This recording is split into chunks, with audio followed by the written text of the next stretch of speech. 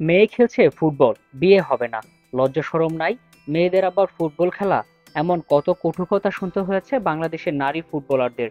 কিন্তু সেই সব সমালোচনা পিছনে ফেলে দুর্বার গতিতে এগিয়ে চলেছে বাঘিনীরা।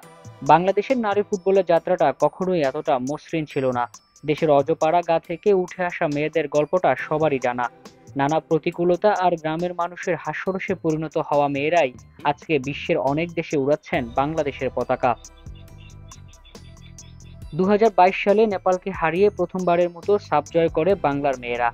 ছাদখোলা বাসে তাদের বরণ করে নেয় দেশবাসী। সেখান থেকেই নিজেদের পরিচয়ের জানান দেন সাবিনা কৃষ্ণা, মনিকা আফাইদারা।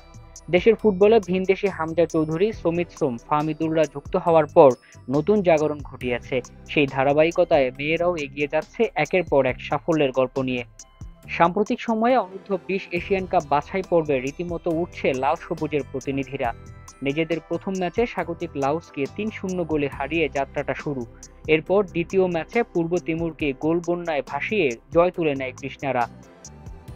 তৃষ্ণার হ্যাটট্রিকে তিমুরের জালে ৮-০ গোলের জয়ে গ্রুপ সেরা হওয়ার দৌড়ে বেশ ভালোভাবেই এগিয়ে তারা। আগামীকাল শক্তিশালী দক্ষিণ কোরিয়ার বিপক্ষে ম্যাচটিতে চোখ থাকবে ফুটবল প্রেমীদের। তাদের সাথে জয় বা ড্র করতে পারলেই মিলবে মূল পর্বে খেলার টিকিট।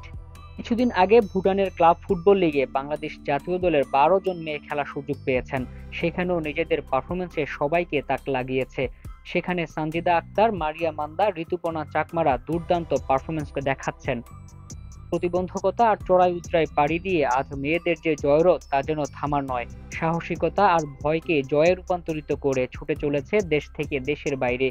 এভাবেই এগিয়ে যাবে বাংলাদেশের নারী ফুটবলের যাত্রা।